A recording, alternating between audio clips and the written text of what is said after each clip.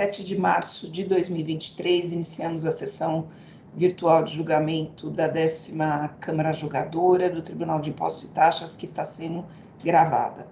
Estão presentes à sessão de julgamento eu, Isabel Mil, presidente, Dr. Rodrigo Hafstein, Dr. Rubens Neves, Dr. Odilo Sossolotti e representante fiscal, Dr. Antônio Tortello.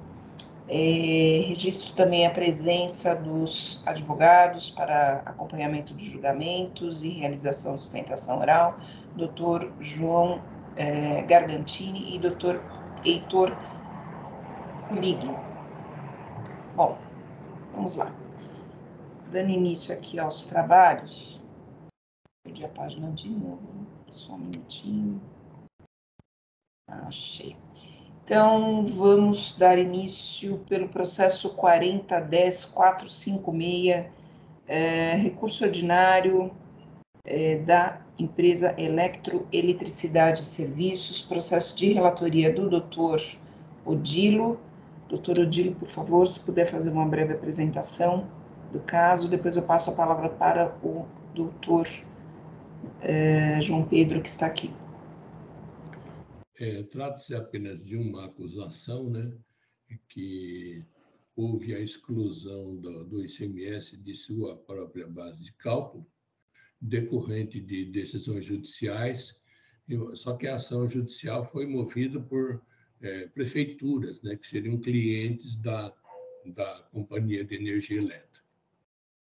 Esse auto de infração foi julgado procedente em primeira instância, porém, em segunda instância, esse auto foi cancelado.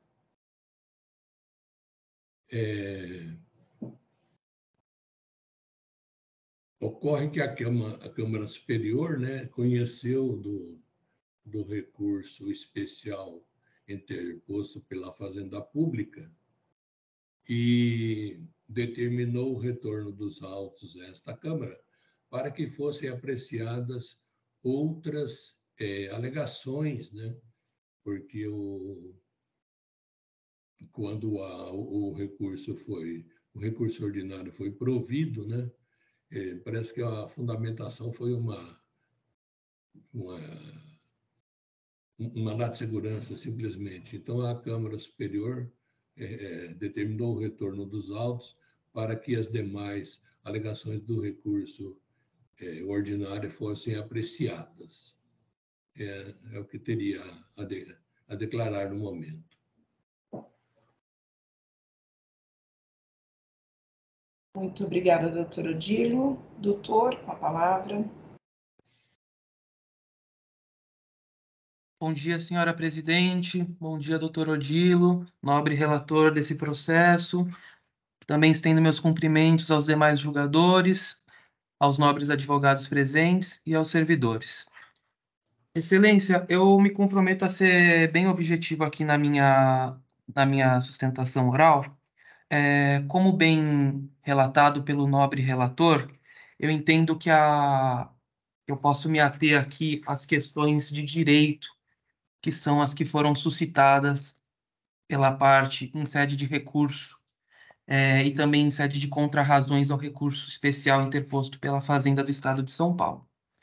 Excelência, eu chamo a atenção dos senhores para o fato novo reportado nos autos do processo no ano de 2019, posteriormente reiterado no ano de 2022, que diz respeito ao trânsito em julgado do mandado de segurança impetrado pelo Sindenergia, que é o Sindicato da Indústria de Energia do Estado de São Paulo.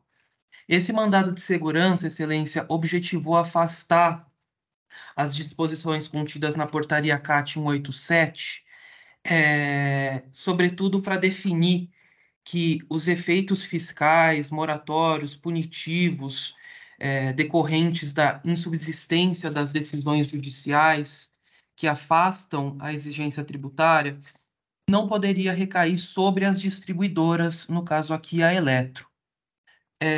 Então, com a ocorrência do trânsito em julgado desse comando judicial, tal como reportado no dia 16 de agosto de 2019, nos autos desse processo, a recorrente respeitosamente entende que cai por terra a autuação, porque exime das distribuidoras de energia elétrica essa responsabilidade na qualidade de mera arrecadadora sobre toda essa controvérsia do cálculo por dentro e do cálculo por fora, que é conhecido aqui por essa Câmara. No memorial de julgamento juntado aos autos no dia de ontem, o que a recorrente fez, Excelência, foi acostar por mero conservadorismo, como DOC 1, o Estatuto Social do Sindicato, comprovando que o sindicato, o Sindenergia, aqui mencionado nos autos do processo, a ele compete representar a categoria das distribuidoras de energia elétrica. Então, para que não haja controvérsia nesse ponto, a recorrente já se adiantou em juntá-lo. Também juntou no DOC 2 uma lista comprovando a sua filiação ao sindicato desde os tempos, mais precisamente desde o ano de 1998 até os dias atuais, então contemplando esse período, esse lapso temporal que abrange a autuação e abrange toda a história desse processo, para então comprovar que faz jus à decisão judicial obtida pelo sindicato em seu nome. E o terceiro documento juntado, Excelência, foi precisamente 3 decisões que envolvem casos idênticos ao presente auto de infração, é o DOC 3. Nessas 3 decisões, 2 de lavra do Dr. Rubens, que conhece aqui a matéria tratada a longa data, e uma da Câmara Superior, por força de um recurso especial que havia sido interposto. Então, por conservadorismo, nós também juntamos essas decisões para demonstrar que o posicionamento recente e atual desse egrégio tribunal é no sentido do que a recorrente vem sustentando. As demais causas de cancelamento, os demais fundamentos que a recorrente sustentou em seu recurso ordinário, que foi lá atrás julgado procedente, e posteriormente nas contrarrazões ao recurso especial interposto pela Fazenda, eu não vou aqui reiterar, porque eu entendo que o fato novo reportado, tal como já foi reconhecido nas demais decisões aqui mencionadas, nas outras 3 decisões, juntadas no DOC 3 do memorial, esse fato novo já foi o suficiente para cancelar a autuação, de modo que uma controvérsia ou outra que existiu sobre a evidência da representatividade do sindicato, a comprovação da filiação sustentada em outros processos e já foi juntada e culminou a extinção do auto, foram juntadas aqui aos autos do processo para que vossas excelências tenham a oportunidade de, se necessário e se porventura surgirem essas questões paralelas, já terem de prontidão. A recorrente, então, agradece a oportunidade conferida por este nobre tribunal e reitera seus fundamentos para cancelamento do auto de infração. Doutor João Pedro, parabenizo pela sustentação e objetividade. Eu devolvo a palavra para o doutor Odilo. Bom, como já explicitado, né, trata-se apenas de uma acusação que consiste em falta de pagamento de imposto, porque foi retirado o ICMS de sua própria base de cálculo em virtude de decisões judiciais vigentes à época. Então, eu passo ao voto. Item 12. A recorrente é acusada de falta de pagamento de ICMS no período de janeiro de 2010 a dezembro de 2011 por emissão das notas fiscais contra a energia elétrica relacionadas em demonstrativo referente a operações tributadas com erro na determinação do base de cálculo por ter retirado o ICMS de sua própria base, realizando o cálculo por fora, em virtude de decisões judiciais que determinaram a época. Cabe ressaltar que a Câmara Superior proferiu decisão dando provimento ao recurso. E, como já também explicitado, esse processo, esse recurso ordinário foi julgado e foi dado provimento ao recurso ordinário. E aí houve interposição de recurso especial pela Fazenda Pública. Cabe ressaltar que a Colenda da Câmara Superior proferiu decisão dando provimento ao recurso especial interposto pela Fazenda Pública e determinando para que se apreciem os demais argumentos de defesa do contribuinte a seu recurso ordinário. Ocorre que a autuada apresentou petição, as folhas 1770 e 1772, notificando a existência de fato novo, consubstanciado na impetração pelo Sindicato da Indústria de Energia do Estado de São Paulo, Sindenergia, do mandado de segurança distribuído sob número tal. Ademais, conforme petição de folhas 1878 e 1880, a autuada informa que as folhas 1879, que após o regular processamento do referido Wright, sobreveio decisão definitiva reconhecendo a ilegitimidade das concessionárias de energia elétrica para suportarem os efeitos fiscais moratórios e punitivos decorrentes da insubsistência das decisões judiciais que afastaram a exigência tributária em decorrência de demandas movidas pelos consumidores de energia elétrica. Diante desse cenário, a requerente reitera a ocorrência de fato novo, folhas 1880, no termo da manifestação de folhas 1770 e 1770, 1772, que conduz à extinção do crédito tributário nos termos do artigo 156, inciso 10º do CTN, já que em 16 de agosto de 2019 tornou-se imutável e indiscutível a decisão proferida nos autos do mandado de segurança número tal. Pelo acima exposto, entendo necessária a manifestação da douta Procuradoria Fiscal, razão pela qual voto pela conversão do julgamento em diligência para que a douta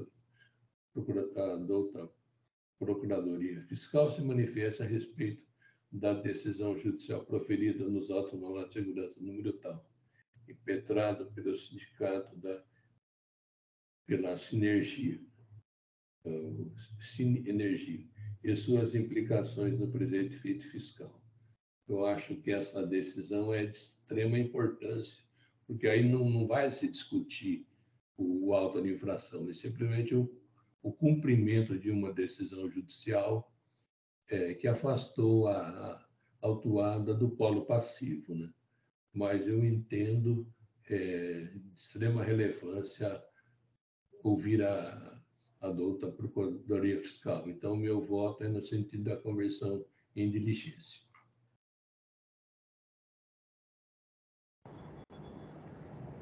Muito bem, doutor Odilo, parabenizo pelo voto. Doutor Rogério. Doutor Rogério, desculpa, estou pensando nele. Doutor Rodrigo, desculpe. Obrigado, presidente. Eu gostaria só de confirmar com o doutor relator se não foi trazido antes nos autos, em nenhum momento, a informação sobre esse mandado de segurança, doutor Odilo.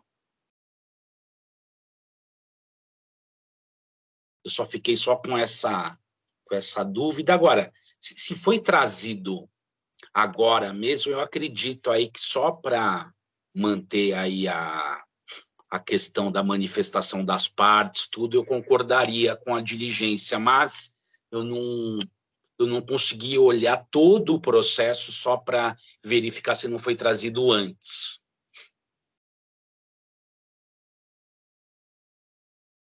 O microfone do doutor Odilo acho que está no mudo. Doutor Odilo? Agora sim. Esse fato novo foi trazido aos atos antes que o processo fosse a mim distribuído.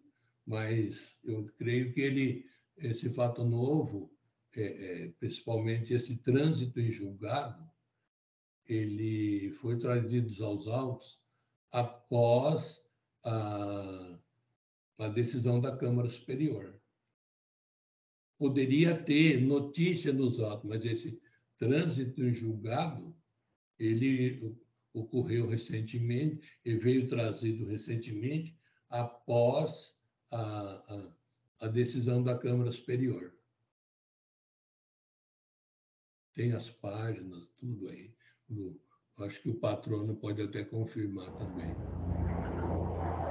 Perfeitamente, Excelência. Nós trouxemos a notícia do trânsito em julgado no ano de 2019, após o acórdão proferido pela Câmara Superior. Então, em 2019 foi o primeiro momento em que esse fato novo, o trânsito em julgado, foi reportado.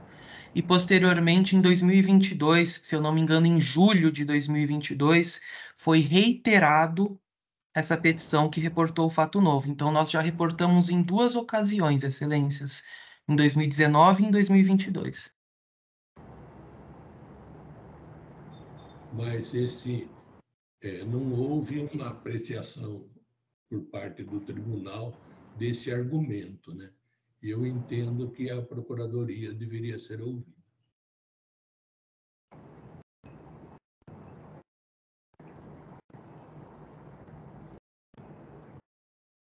Enquanto o doutor Rodrigo pensa, o doutor Rubens já participou, já teve já foi relator em algum desses processos, né, doutor Rubens, que eu estou vendo aqui pela juntada da petição aqui da autuada. Sim. Bom, como o doutor Odilo, ele entende pela diligência, eu o acompanho nesse entendimento dele, né? Normalmente eu cancelo esses autos de infração, mas eu entendo o posicionamento do doutor Odilo e o acompanharei. Ele tem um olhar mais cauteloso, né, o doutor Odilo, estou entendendo Isso. também a cautela dele. Doutor Rodrigo já acabou de analisar?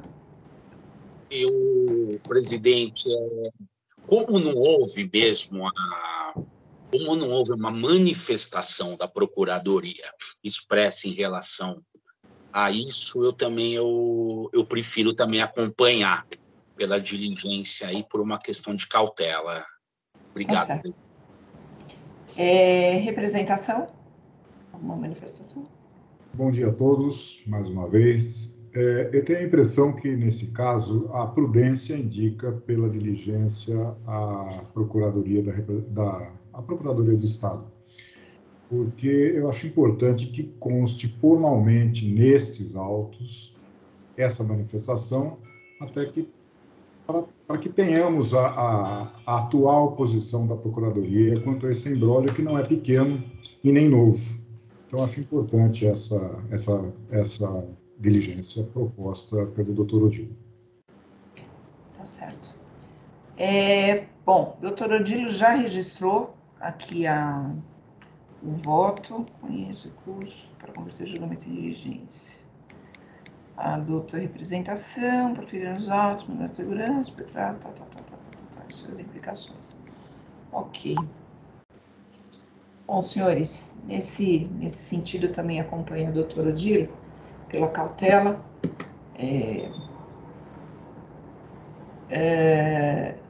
Pela cautela de remeter esses autos à manifestação da Procuradoria, então eu vou encerrar debates, verificando o quórum.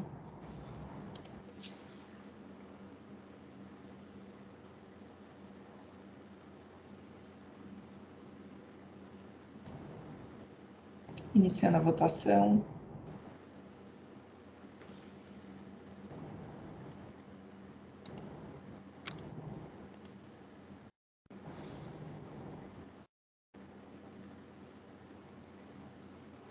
Muito bem. Então, o processo 4010-456, o julgamento foi convertido em diligência, doutor. Então, se quiser acompanhar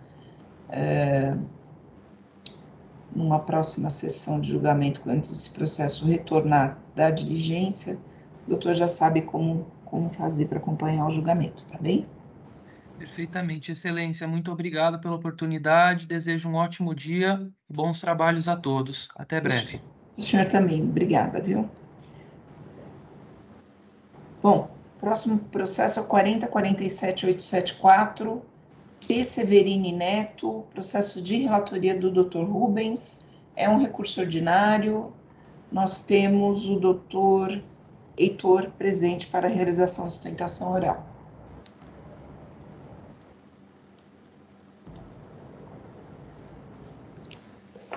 Bom dia a todos. Esse auto de infração, nós vamos julgar apenas aqui o item 1, que é falta de pagamento do ICMS na qualidade de substituto tributário por emissão de documentos fiscais destinados ao Estado de São Paulo em operações tributadas, sujeita à substituição tributária, sem efetuar a retenção do imposto. Houve uma tramitação anterior desse processo na 4ª Câmara Julgadora, que cancelou a AIM, e sendo que em relação a esse item 1, a justificativa para o cancelamento na 4ª Câmara foi que haveria um vício na constituição do crédito tributário, seja pela dificuldade de enquadramento dos produtos nos protocolos, o que forçaria essa Câmara Julgadora a elaborar uma planilha de cada produto com seu respectivo protocolo, seja porque os destinatários finais são estabelecimentos varejistas, não se exigindo a antecipação tributária.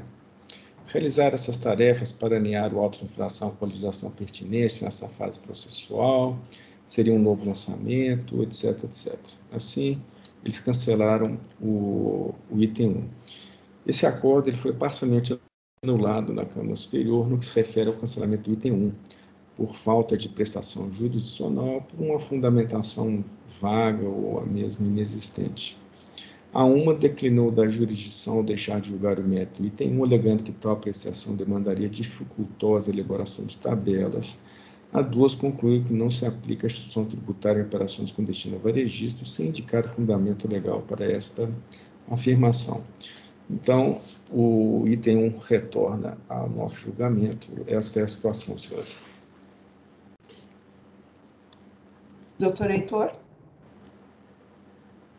Bom dia, presidente. Bom dia aos demais julgadores, a representação fiscal e aí o corpo administrativo do tribunal. Bom, como bem destacado pelo relator, trata-se aqui de um retorno da Câmara Julgadora, da Câmara Superior Julgadora, que anulou a decisão em relação ao item 1 do auto de infração, ratificando o entendimento em relação ao cancelamento do item 2. Portanto, o que está aqui em discussão diz respeito apenas ao item 1 aqui do auto de infração. Bom, segundo o acórdão produzido pela Câmara Superior, 2 foram os motivos que conduziram, então, à anulação da decisão desse tocante. O primeiro deles foi que essa decisão não teria um fundamento jurídico em relação à justificativa desse cancelamento. E o segundo fundamento, também como bem destacado aqui pelo relator, diz respeito a uma ausência, na prestação jurisdicional, dado o fato de que o julgador não realizou a análise, da aplicação aqui do protocolo para todos os produtos objeto aqui do auto de infração.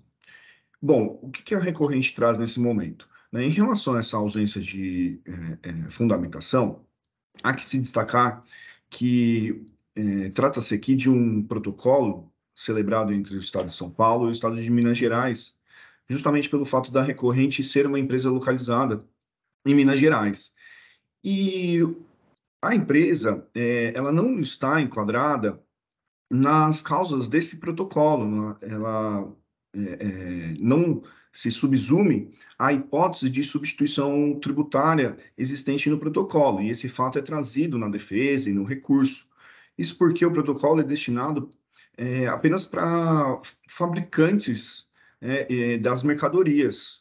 Então, dado o fato da recorrente ser uma empresa que atacadista, portanto, ela apenas comercializa essas mercadorias e destina essas mercadorias para consumidores e estabelecimentos varejistas localizados aqui no estado de São Paulo, ela, na verdade, ela não seria uma substituta tributária, mas sim ela estaria na condição de substituída, razão pela qual esse protocolo de ICMS celebrado entre os estados não seria ela aplicado. Mas se não bastasse esse ponto, né, a recorrente ela indica que o auto de infração não motiva, de acordo, mesmo utilizando esse protocolo, ela não indica quais seriam de forma individualizada e detalhada, quais seriam, por produto, as situações nos quais a substituição tributária ocorreria, né? Então, o auto de infração, ele simplesmente cita todos os protocolos, mas não indica quais são os fundamentos, nem quais são os produtos que seriam observados para esse protocolo. Então, se não bastasse esse vício de motivação do próprio auto de infração, que é destacado, né, desde o início do processo pela recorrente, o próprio julgador, neste momento processual, ele não poderia fazer essa análise, porque essa análise caberia justamente ao agente atuante, né? Então, a atuação fiscal que deveria proceder com esse tipo de trabalho. E por quê, né? Porque o julgador, ele, nesse instante processual, segundo a concepção aqui adotada pela recorrente, ele inovaria no pleito e sabemos que isso não é possível diante da impossibilidade de alteração dos critérios do lançamento tributário. E isso também não pode, muito embora a Câmara Superior tenha determinado que esse fato, então, que essa análise seja realizada, essa análise não pode ser realizada nesse momento, né? Justamente porque isso comprometeria o papel das instâncias aqui do tribunal. Então, uma supressão de instâncias estaria caracterizada. Então, esses seriam os pontos destacados aqui no nosso recurso, e a recorrente, então, ela requer nesse momento que o auto de infração seja cancelado, justamente pela impossibilidade de aplicação desse protocolo ao presente caso, tendo em vista que ela não é a responsável nem pela retenção, nem pelo recolhimento do ICMS por substituição tributária, ou se esse não for o entendimento dessa Câmara julgadora, que a recorrente requer que a decisão proferida lá inicialmente pela Delegacia Tributária de Julgamento seja anulada, para que outra seja produzida e, então, que se proceda à análise de incidência para todos esses produtos, né? E eu destaco aqui, finalmente, que esses produtos eles estão relacionados no demonstrativo 1 do ato do presente auto, as folhas 83 e 277. Então, como a gente pode observar, são muitos produtos, mais ou menos ali dá algo em torno de entre 30 a 40 produtos por folha. Então, a gente está falando aqui em centenas de milhares de produtos para que para que essa análise seja necessária, seja realizada, né? Então, a recorrente, ela se põe aí a requerer o cancelamento do item 1, né, seja então pela impossibilidade de enquadrá-la como sujeito ativo da relação aqui tributária, ou ainda que, se esse não for o entendimento, que seja anulada essa decisão e os autos remetidos para nova decisão pela Delegacia Tributária, que então procedendo com a análise individualizada e detalhada de cada um desses processos. Então, eu agradeço a atenção e permaneço aqui à disposição. Doutor Heitor, agradeço pela sustentação oral, parabenizo. Eu devolvo a palavra para o doutor Rubens. Obrigado, presidente. Então, como foi exposto, né, trata-se de uma acusação de falta de pagamento do imposto, na qualidade de substituto tributário, por emissão de documento fiscal destinado ao Estado de São Paulo em operação tributária sujeita a esse regime, sem efetuar a retenção do imposto devido ao Estado de São Paulo. O autuado é estabelecido imposto de Caldas, Minas Gerais, e, inicialmente, todos os protocolos infringidos foram citados no rodapé do demonstrativo 1 de folhas 275, bem como no relatório circunstanciado, não havendo então que se falar em omissão quanto aos dispositivos infringidos.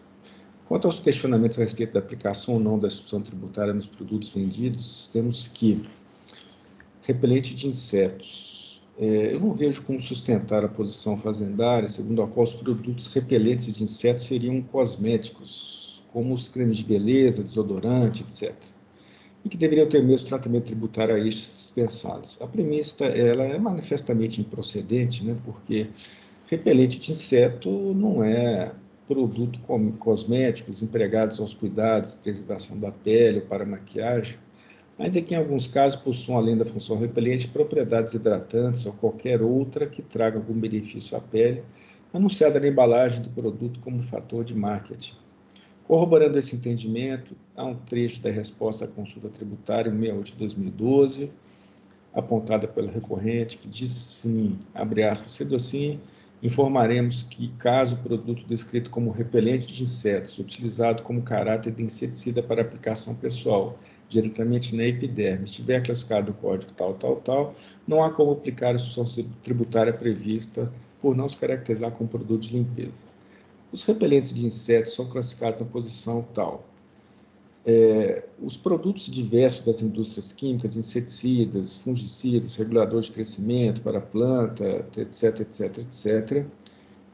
Essa é a classificação dos repelentes de insetos. Dessa forma, não há que se exigir o recolhimento antecipado do imposto em relação aos repelentes de insetos, pois a legislação não havia Não, escrevi errado, mas tudo bem. Não havia previsão legal para tal antecipação. Afasta do AIN a exigência fiscal correspondente ao repelente de inseto. Forra-fogão. Forra-fogão é aquela manta de alumínio colocada em cima do fogão. É uma película de alumínio que, colocada na parte superior do fogão, protege de resíduos do seu uso. A decisão recorrida, ela manteve a acusação fiscal nos seguintes termos. No que diz respeito ao forra-fogão, trata-se de um produto descartável na cozinha, consta nos protocolos tal, como artigos para serviço de mesa ou de cozinha, de louça, inclusive descartáveis. Portanto, a cobrança do ICMS-ST sobre mercadoria forra-fogão está correta. O autuado alega que, nas remessas de forra-fogão e folha de alumínio, a recorrente não destacou o ICMS-ST, pois o único protocolo celebrado entre o Estado de São Paulo e Minas Gerais que contempla esse NCM é o 4009, que dispõe sobre substituição tributária das operações com artigos de papelaria.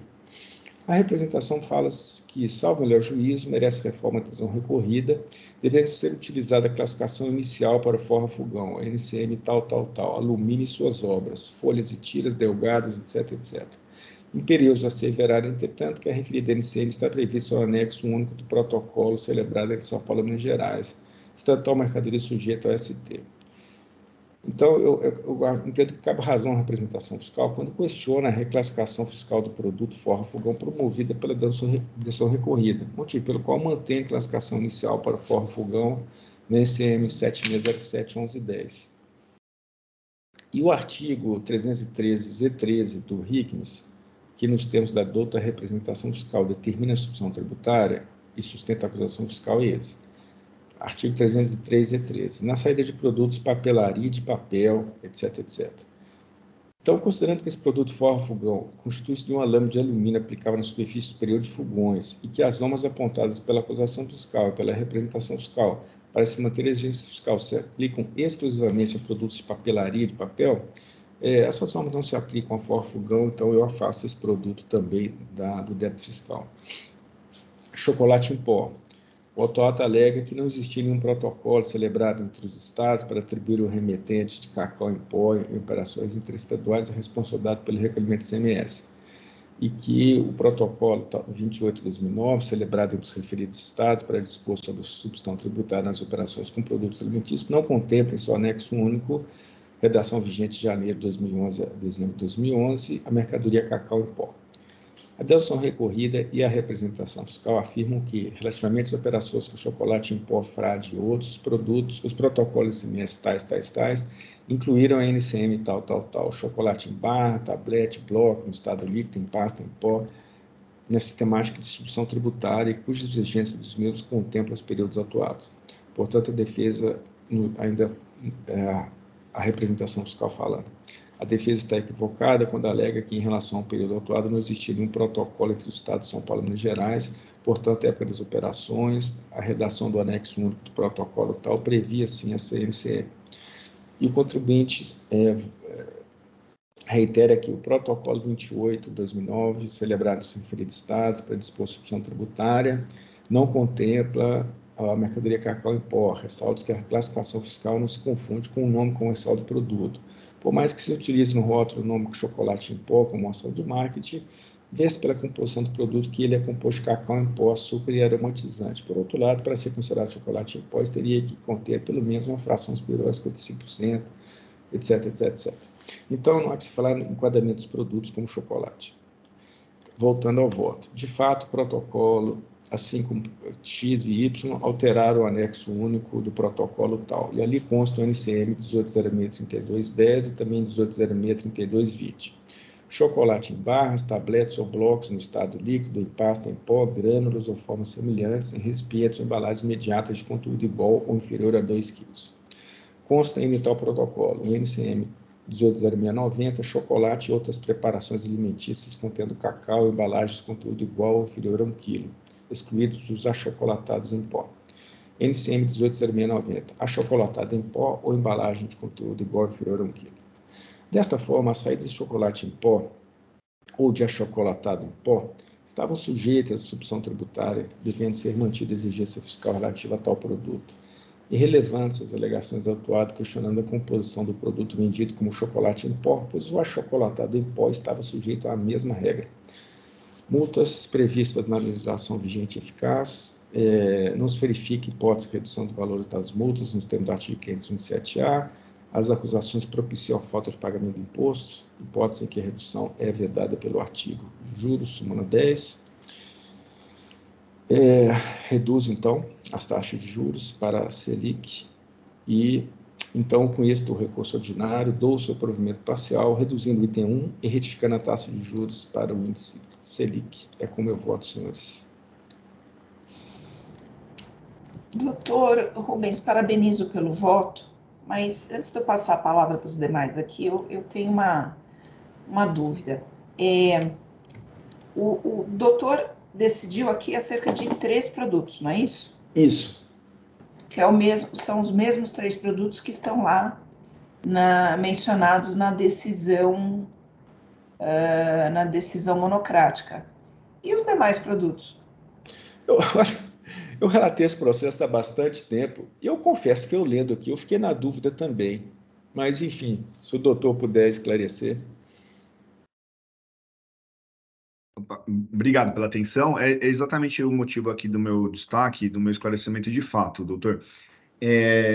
Lá no demonstrativo, aqui de folhas 83 a 277, como eu destaquei aqui na minha apresentação, são muitos produtos. Assim, é uma lista realmente, assim, a gente está falando aqui quase 200 páginas, no qual cada página vai ter algo em torno de 40 produtos, 30 e poucos produtos. Então, por que eu faço esse destaque aqui? Porque justamente a recorrente, ela aponta que não deveria, aliás, né, o auto de infração deveria ter detalhado quais produtos estariam subsumidos ao protocolo ou não, e essa tarefa aqui não coube a recorrente. Não, entendi. Presidente, eu vou pedir então a senhora devolver o processo para que eu possa dar uma olhada melhor nisso daí, porque até eu achei estranho também, mas eu não lembro agora, porque tem acho que alguns meses que eu relatei esse processo e eu não estou lembrado realmente dessa situação. Se o doutor não pedisse, não pedisse para devolver, eu ia pedir vista desse processo que me parece, a princípio, né, eu olhei rapidamente, mas me parece que faltou aqui, acho que analisar, não sei se é o caso de devolver esse processo, anular a decisão, não sei, mas aí o doutor que vai ver melhor, né, o que aconteceu com os demais produtos, porque me parece que faltou aí uma boa perna dessa discussão. Mas, enfim, o doutor que vai analisar melhor, eu vou fazer o seguinte, doutor Rubens. Devolver para a agenda de pauta ou para o relator? É melhor para o relator, porque se for enrolar o negócio, a gente demora um pouco mais, né? Tá bom. Então, devolver o processo para o relator.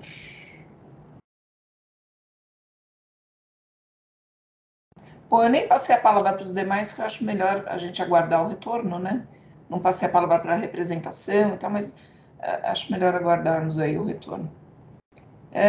Bom, doutor Heitor, então o processo retornou para o relator e numa sessão futura, se o doutor achar por bem acompanhar, já sabe como fazer, já sabe qual o procedimento, tá bem?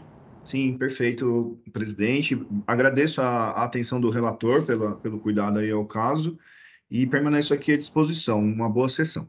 Obrigada, viu, doutor? Bom, senhores, agora o próximo é o 4075-877, Servimed, processo de relatoria do doutor Odilo. Não temos inscritos, deixa eu só confirmar, mas acho que não temos mais ninguém. Não temos inscritos para sustentação oral, doutor.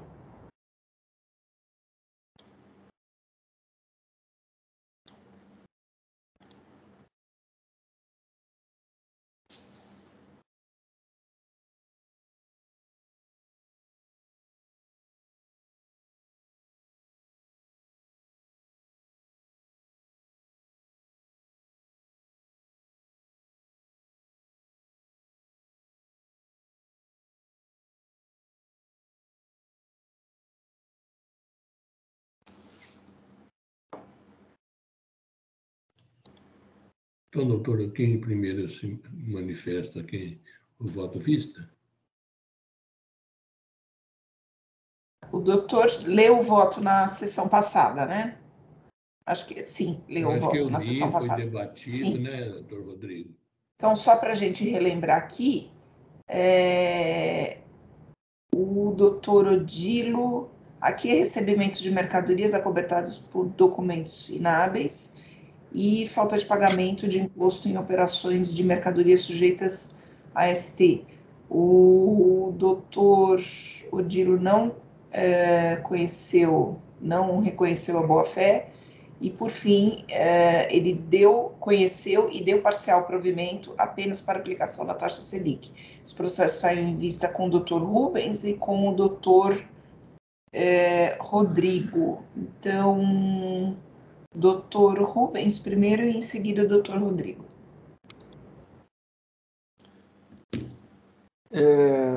Senhora presidente, eu pedi vistas para analisar um pouco melhor essa situação, mas eu simplesmente acompanho o voto do doutor relator sem nada alterar ou acrescentar ao seu brilhante voto.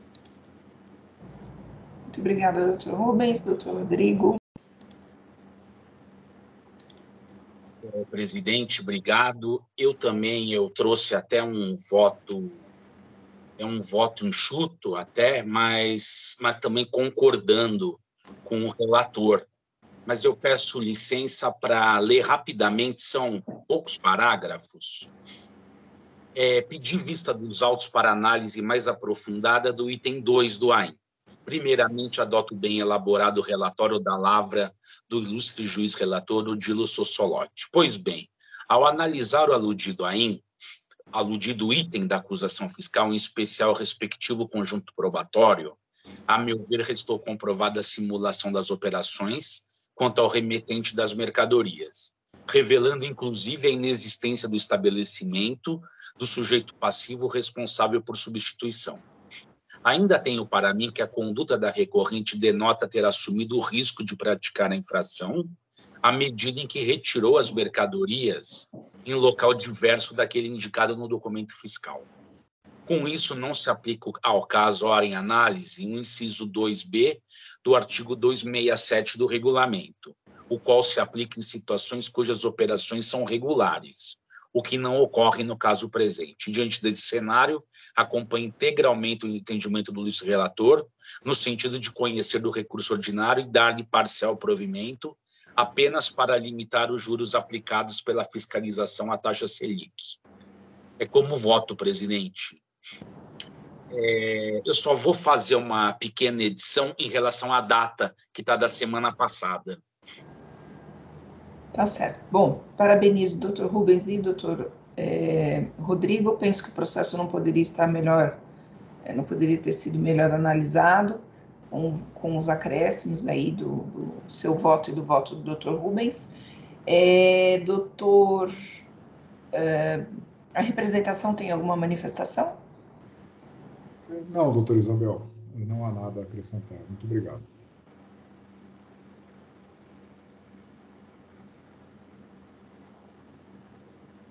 Então, vamos aguardar só o registro do voto do Dr. Rodrigo.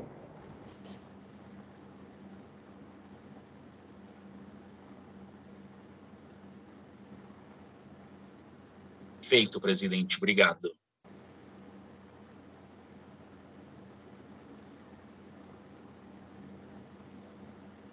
Então, vamos lá. Encerrar debates. No caso, eu preciso... Não, o senhor tem que confirmar. O senhor tem que confirmar.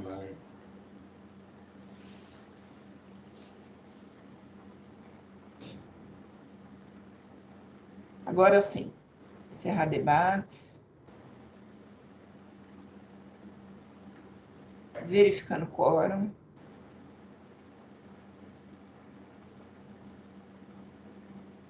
Iniciando a votação. Acho que nesse só eu voto.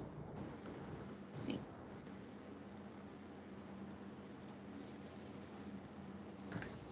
Muito bem, então o processo 4075877, o recurso ordinário foi conhecido e parcialmente provido. Encerrar a votação. Encerrar o julgamento.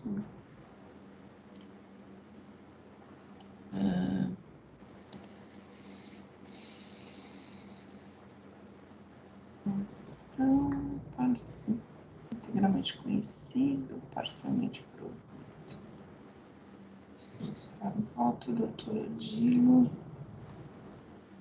Ok, gravar.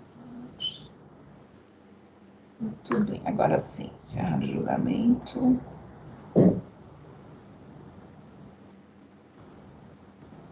Voltar. Bom, senhores, agora é o último da pauta, 4097392, Irmãos Russi, processo de relatoria do Dr. Rubens. Dr. Rubens, não temos inscritos para sustentação oral.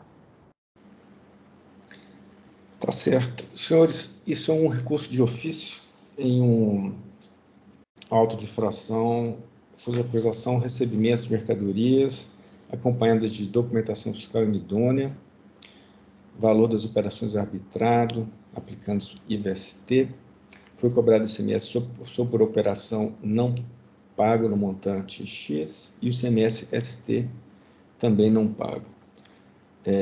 As mercadorias foram acobertadas por notas fiscais supostamente emitidas por CODIP, Comércio e Distribuição de Higiene Pessoal. A inscrição estadual, a Secretaria da Fazenda, após diligências efetuadas no local, declarou que a inscrição estadual concedida ao suposto contribuinte como nula desde a abertura, porquanto obtida mediante fraude. A decisão recorrida cancelou integralmente o AIM sob os seguintes argumentos. Nas palavras aí da decisão recorrida. Segundo apurou o fisco, conforme o PCN, a empresa CODIP teria apresentado dia, hora sem movimento, hora com saldo credor, o que permite concluir que não houve o recolhimento do imposto retido por ST e seu consequente lançamento em dia, fazendo incidir a hipótese do inciso 2 acima transcrito. No entanto, o que se logrou demonstrar com tal apuração foi o dolo daquela empresa e não do autuado, cuja boa-fé foi comprovada como adiante se verá. Assim sendo, a norma a ser seguida é a contida na linha B do inciso 2 do artigo 267 citado, que prevê a notificação para recolhimento do imposto devido por substituição tributária e, caso não atendida, aí sim deverá ser lavrado o lançamento. Como esse procedimento não foi adotado pelo FIS, conforme informação de folha 130, o presente AIM não pode prosperar, uma vez que um de seus elementos constituidores não foi obedecido, isto é, a forma legalmente prevista. A efetividade das operações se comprova por meio dos comprovantes de pagamento das mercadorias, comprovantes de pagamentos bancários, ainda que não em sua integralidade, pois não se conceberia que o impugnante iria simular as primeiras operações para depois exigir correta formalização das demais. Por fim, o caso dos autos possui uma outra incorreção que convém ressaltar. O contribuinte é acusado apenas pelo recebimento de mercadorias, o que o sujeitaria à aplicação de multa de 50% do valor das operações. A multa deverá ser de 70% caso o destinatário também seja o transportador, o que, segundo o autor do feito, o impugnante não teria logrado demonstrar, uma contradição que não poderia igualmente prevalecer. A representação fiscal, ela diz o seguinte: inicialmente identifica-se o caráter extra-pleitita da decisão a qual invocou a aplicação da súmula 509 do STJ ao presente caso, argumento que não foi apresentado pela autuada. Entendemos que a devida vênia é que não cabe ao órgão de julgamento administrativo extrapolar o alcance dos efeitos da súmula 509 do STJ, situações relativas ao crédito devido, para casos envolvendo a falta de pagamento do imposto, ainda que envolvendo operações com documentação inábil. Como consequência, defendemos a nulidade da decisão proferida. Quanto à comprovação de pagamento, o próprio julgador constatou que não foram apresentados todos os comprovantes. Entendemos bem destacar que a situação de inidoneidade envolvendo simulação de existência de estabelecimento independe da real existência ou não do estabelecimento físico e é muito mais gravosa do que aquela decorrente da inexistência de estabelecimento, com a qual muitas vezes se confunde, pois no primeiro caso encontra-se presente o dolo e a má-fé. Situações envolvendo a simulação denotam a intenção de fraudar, etc., etc. Apenas em caso de ausência de dolo, fraude ou simulação, deverá ser notificado a recolher o tributo nos termos do artigo 267, 2b do RICMES. No entanto, não foi esse o entendimento do FR autuante em razão dos fatos relatados acima, os quais demonstraram envolvimento da autuada com as operações irregulares, entendimento esse com o qual concordamos. Quanto ao eventual erro na capitulação da penalidade, caso o julgador não concordasse com a capitulação, poderia ter efetuado a recapitulação. Pois bem, então passo ao voto. Trata-se de acusação de recebimento de mercadoria acompanhada de documentação fiscal inidônea, de emissão atribuída à CODIP, comércio e distribuição de higiene pessoal. O fisco exige o imposto da operação própria anterior e também o ICMS-ST. Deixo de anular a decisão recorrida, pois não verifico que a mesma infringiu qualquer norma da Lei nº 13.457 de 2009. Inclusive, porque essa lei fala que o juiz aprecia livremente as provas, né? A acusação fiscal é, de fato, precária. Vejamos os equívocos cometidos na lavratura do auto de infração. Exige-se imposto da operação própria anterior, sem indicação da correspondente base legal, omitindo-se até mesmo o fato de que o tributo está sendo exigido por solidariedade. Exige-se ICMS-ST sem cumprir as providências exigidas no artigo 267, inciso 2, a linha B do RICMES, que determina a notificação prévia ao contribuinte, facultando-lhe a oportunidade de recolher o imposto sem multa punitiva. Isso porque, no caso, não restou comprovado, nem mesmo afirmado pelo fisco, que o autuado tenha agido com dolo, fraude ou simulação. E tem o erro na alíquota também. A defesa apresentada é também, por sua vez, igualmente precária, pois o contribuinte ele não entendeu a acusação fiscal, ele acredita estar sendo acusado de crédito indevido do imposto e disso se defende, deixando de apontar os erros na exigência do imposto na acusação fiscal. Pessoalmente, eu entendo que caberia ao órgão de julgamento realizar, ainda que de ofício, o controle de legalidade e o respectivo saneamento do ato administrativo. Entretanto, a jurisprudência firmada nesse tribunal no sentido de que o juiz está adstrito ao que alega a parte. Desta forma, restabeleça integralmente a exigência do imposto no AIN na medida em que o contribuinte deixou de alegar esses vícios, na constituição do crédito tributário, que vai viciado para frente fazer o quê?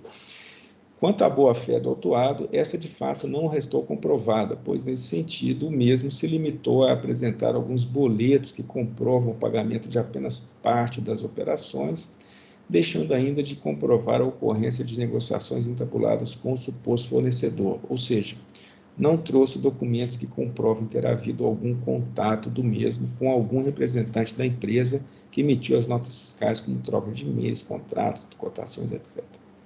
Desta forma, a efetividade das operações entre o autuado e o suposto fornecedor não restou comprovada, houve aquisição de mercadoria, a origem não foi a CODIP, estabelecimento simulado, e o autuado não apresentou provas de ter negociado com seu suposto fornecedor. Diante dos fatos apurados pelo fisco e trazidos ao processo, é indiferente no momento em que a fraude foi apurada, pelo fato de estabelecimento nunca existiu qualquer documento fiscal por ele supostamente emitido em idôneo, devido à sua origem fraudulenta, e isso depende da ação fiscal. Declaração de idoneidade emitida pelo fisco apenas divulga uma situação pré-existente. Cito o artigo 21, inciso 1º da Lei 6374. E os dados que constam no Sintegra não atestam a idoneidade do contribuinte. Eu estou falando isso porque foi a defesa que ele apresentou, tá bom? Não tem nada a ver com o processo, mas é isso que ele está alegando. Não estão presentes as condições que permitem a redução dos valores das multas. Nós temos o artigo 527-A do RIC, mas haja vista que as ocasiões propiciam a falta de pagamento do imposto. Hipótese em que a redução das multas é vedada. Entretanto, houve erro na escolha da alíquota aplicável na medida em que a penalidade foi calculada sobre a alíquota de 70%, prevista nos casos onde o autuado, além de receber mercadoria desacompanhada de nota fiscal, era também transformador, fato este não comprovado na acusação fiscal. Cabe ainda ressaltar que a legislação atual, publicada em 19 de setembro de 2017, após a elaboratória do AIM, prevê penalidades mais brandas para essa infração. Dessa forma, reduz a penalidade aplicada ao item 1 para valor de 35% do valor das operações. A atualização do valor básico objeto da súmula 13, taxa de juros súmula 10. E desta forma, com fundamento no artigo 52, que dispõe sobre o caráter vinculante das súmulas, eu reduzo os juros do AIM ao valor calculado pela aplicação da taxa Selic. Então, eu conheço do presente recurso de ofício para dar-se provimento parcial, restabelecendo integralmente a exigência do imposto, reduzindo a penalidade e retificando a taxa de juros para o índice Selic. É o voto, senhores, já vai ser registrado aqui. Doutor Rubens, excelente análise. Doutor Rodrigo, primeiro. Eu acompanho integralmente, presidente. Doutor Odilo. Também eu acompanho. Representação. Desculpa, eu deixei a representação por último, desculpa. Por favor. Na verdade, gostaria de cumprimentar o relator mais uma vez pelo voto exarado. No entanto, nos parece que no recurso de ofício houve, inicialmente, um pedido para que fosse anulada a decisão de primeira instância, e eu não sei, me parece que no voto isso não restou alcançado. O que aconteceu é que a nulidade na decisão de primeira instância, porque ela é extra petita. O julgador de primeira instância invocou a aplicação da súmula 10. E esse argumento, desculpa, é da súmula 509 do STJ. A gente fala súmula 10 aqui o tempo inteiro, eu acabei me confundindo. Mas o julgador de primeira instância invocou a aplicação da súmula 509 do STJ ao presente caso. E esse argumento não foi sequer apresentado pela autuada na ocasião da defesa. Além do mais, entendemos que a súmula 509 trata de crédito de imposto, que não é o caso nesses autos de infração. Então, me parece que está muito caracterizada a questão da nulidade da decisão de primeira instância, porque avança por um argumento que não foi colocado por nenhuma das partes, fere o princípio da não surpresa e aparece com um argumento que absolutamente fora da discussão dos autos. Por isso, queremos insistir nessa questão da nulidade da decisão de primeira instância e pedimos para que esta Câmara assim o faça, devolvendo o processo à instância de base para que outra decisão seja proferida. É isso que tenho a dizer. Muito obrigado. Doutor Rubens. Sim, eu entendo o posicionamento da representação fiscal, e a minha linha assim, de trabalho ela é sempre no sentido da economia processual, da eficiência, né? Assim, digamos, no processo administrativo. E se o caso pode ser resolvido de imediato, eu sempre opto por essa solução, tá? Eu sei que é discutível se a decisão é nula ou não. Eu não acho que ela tenha infringido nenhum artigo que está na lei, né? Eu sei que existe uma jurisprudência que, digamos assim, que exige que o juiz não fale nada que não tenha sido alegado pela parte, mesmo que haja vícios graves, né, na construção do crédito tributário. Mas, enfim, eu não acho que o jogador infringiu nada da lei, ele infringiu um entendimento, talvez, assim, né? E eu prefiro, digamos assim, sendo possível resolver e julgar, encerrar, mas entendo que não é incorreto, né, a posição da representação fiscal.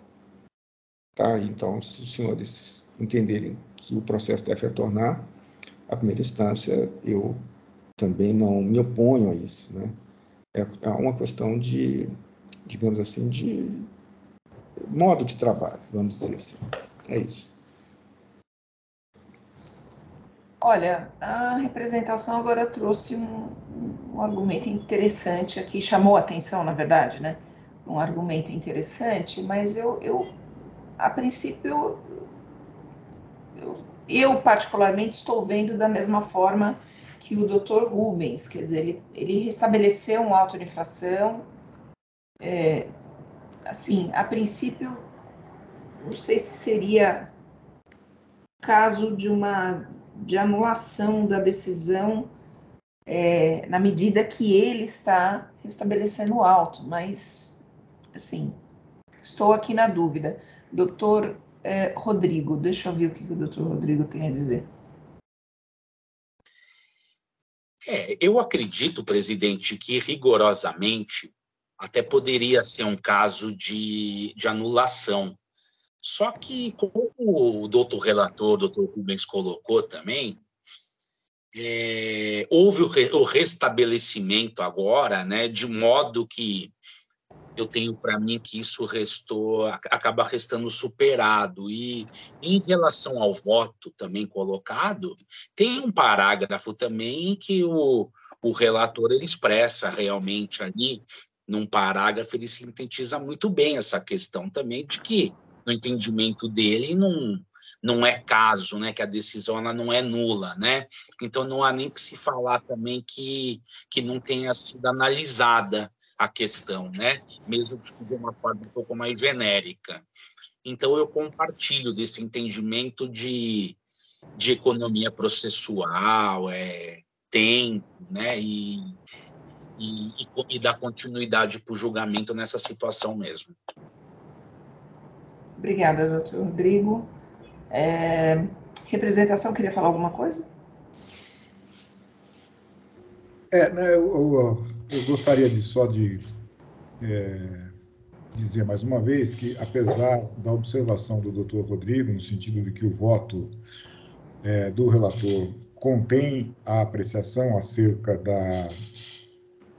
do argumento da nulidade da decisão de primeira instância, me parece que houve essa passagem foi muito ligeira diante da gravidade processual, né? Diante do que ocorreu. Me parece que mereceria, então, se for essa a decisão da Câmara, uma explicitação um pouco mais pormenorizada de por que aceita essa decisão da forma como está colocada. Inclusive colocando os argumentos que foram colocados verbalmente aqui, né? Colocando no voto os argumentos com relação à celeridade, etc. Então, todos esses argumentos que também são muito respeitáveis, embora a gente discorde. Muito obrigada. Doutor Odilo, quer fazer algum acréscimo? Eu também estou de acordo com o relator, tendo em vista que foi estabelecido o auto de infração e foi feita uma análise e corrigido, né, eventuais falhas.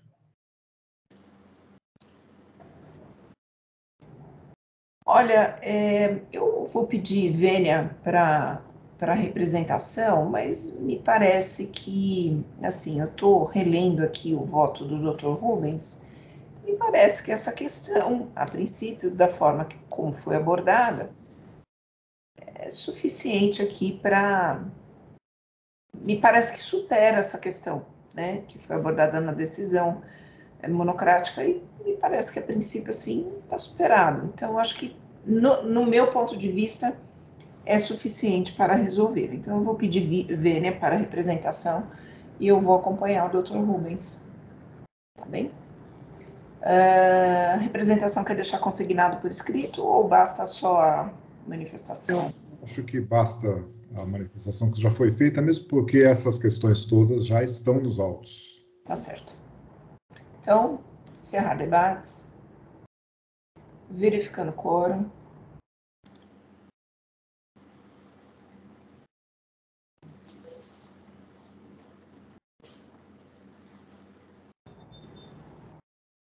Iniciar a votação.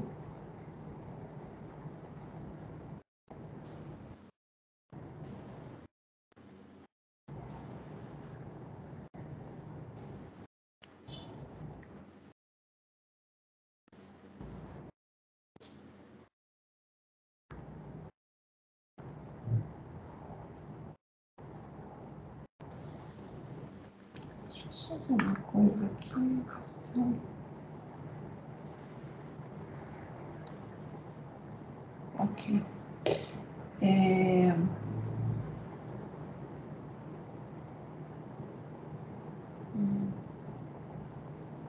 Ok. Então, o processo... Gravar. Opa.